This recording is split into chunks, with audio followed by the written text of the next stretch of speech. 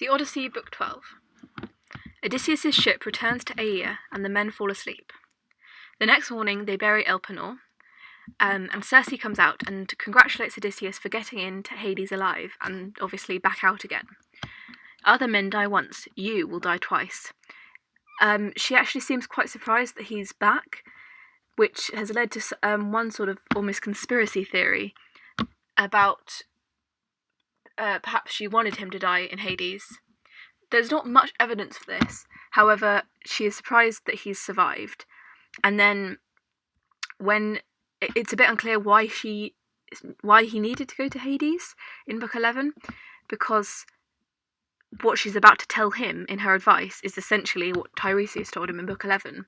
So the fact that she knew this already, she could have just told him and he wouldn't have had to go to Hades. So that just there is one theory that she intended for him to die. But he doesn't, so that's that. She invites the men to spend the day there while she gives Odysseus their route. They stay and eat, and then Circe takes Odysseus off and makes him tell her everything, after which she gives him her own advice. First, Odysseus will come to the Sirens. The men must sail straight past, plug their ears with beeswax, and if Odysseus really wants to listen, then he must get his men to bind him to the mast and to tighten the ropes if he tries to escape. So the Sirens, I always picture as mermaids with beautiful voices, but vicious, who are vicious at heart. They are all in this big rock, and they sing beautiful songs, which are the sort of reach the heart's desire of whoever's listening, and make them desperate to come and embrace the Sirens or see what's there. And then when the men come, the Sirens kill them. So they are like a beast, but it's sort of like you want to listen to them at the same time. So the idea is that Odysseus can listen to them as he is the hero and the leader, but he must be tied up, otherwise he will go to his death. And this would also be great for his Kleos. Next, there will be 2 routes available. The first leads to sheer cliffs where every ship, excluding the Argo, which is Jason and the Argonauts, gets wrecked. These are called the Wandering Rocks. The second route leads to 2 other rocks. One rock is high, and none can climb to the top. Halfway up is a cavern, which is the home of Scylla. Scylla has 12 feet, 6 heads, and 3 rows of teeth per head. No crew can sail past her without losing a man to each head. The other rock is lower, with a fig tree, under which is Charybdis. Now Charybdis is a toothy whirlpool who sucks down water and spews it up thrice daily. And essentially, if you get caught up in Charybdis, you will die. Everyone on the ship will die. Whereas if you are caught with Scylla, only 6 people will die. 1 for each head. So Circe says that Odysseus must hug Scylla's rock, as in sail really close to it, because it's better to lose 6 men than the whole crew. Odysseus asks if there's any way that all of his men could survive, but she assures him that Scylla is infallible. Is this concern for his men, or just for his Kleos? It's unclear. The best thing they can do is call on Crotis, who is Scylla's mother, and she will stop Scylla from pouncing twice, but it is just definite that Scylla will pounce once. Next, Odysseus will reach Thrinace, where there are 7 herds of cattle and 7 of sheep. These are Hyperion's divine cattle. Hyperion is the sun god. Odysseus must not kill the divine cattle, otherwise his ship will be destroyed, his men killed, and he'll reach home in a wretched state. Throwback to Polyphemus' curse again. It's being repeated quite a lot in the Odyssey, and it's pretty much what's going to happen. So Circe finishes her advice and sends Odysseus off with a favourable wind. He says that he will tell his men the prophecies, but then only tells them about the Sirens, so he's withholding information from them. And this could be construed as poor leadership skills. They plug their ears with beeswax and bind Odysseus to the mast. He hears the Sirens' song, and gestures with his eyebrows to be freed, and so his men tighten his ropes. Once they are past the Sirens, Odysseus is freed, and they remove the beeswax. Next, they can see and hear Charybdis in the distance, and the men drop their oars in fear, particularly as they don't know what Charybdis is because Odysseus has not told them.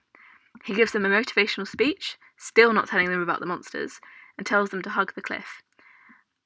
So possibly this is good leadership because he's giving them a speech, encouraging them. However, he's not really telling them the dangers.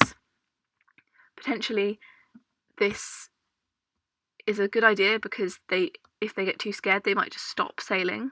However, he's not trusting them with this information, and that is bad leadership. He ignores Circe's advice and arms himself, even though she said not to bother. As Charybdis sucks down the sea and roars, Scylla dips her head and grabs Odysseus' 6 best men. They all scream his name as they die. This evokes pathos. However, we've got to remember that this story is being told from Odysseus' point of view in a recollection to the Phaeacians. So, how accurate all of this is debatable.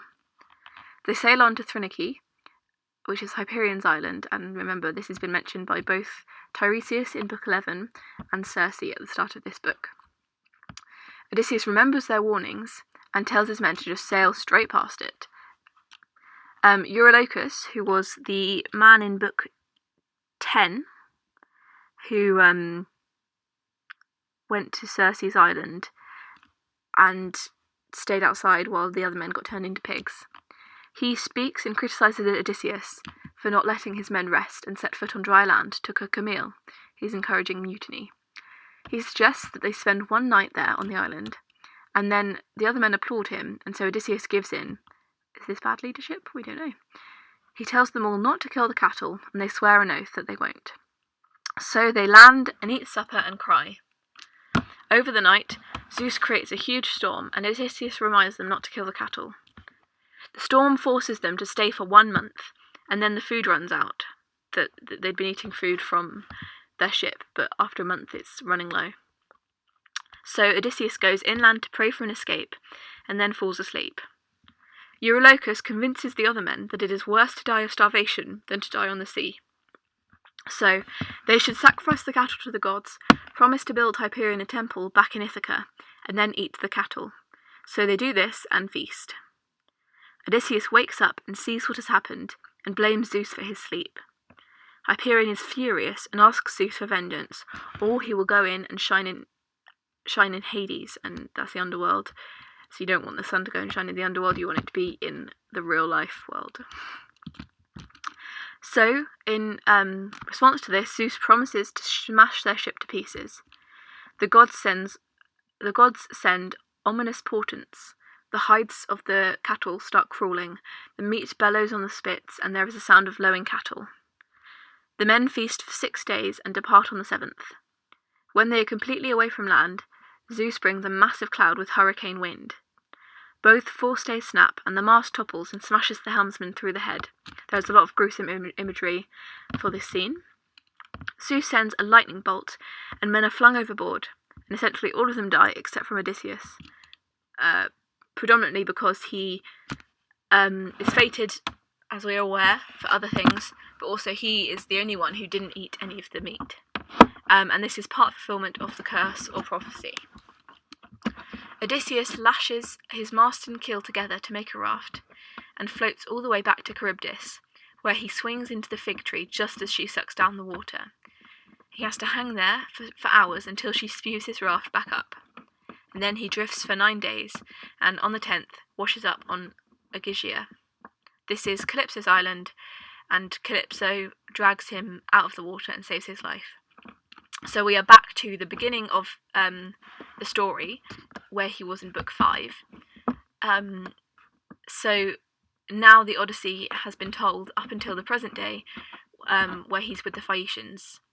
So now everything that happens from now on, Odysseus doesn't know about. It's being told through Homer or the Muses rather than through Odysseus' recollections.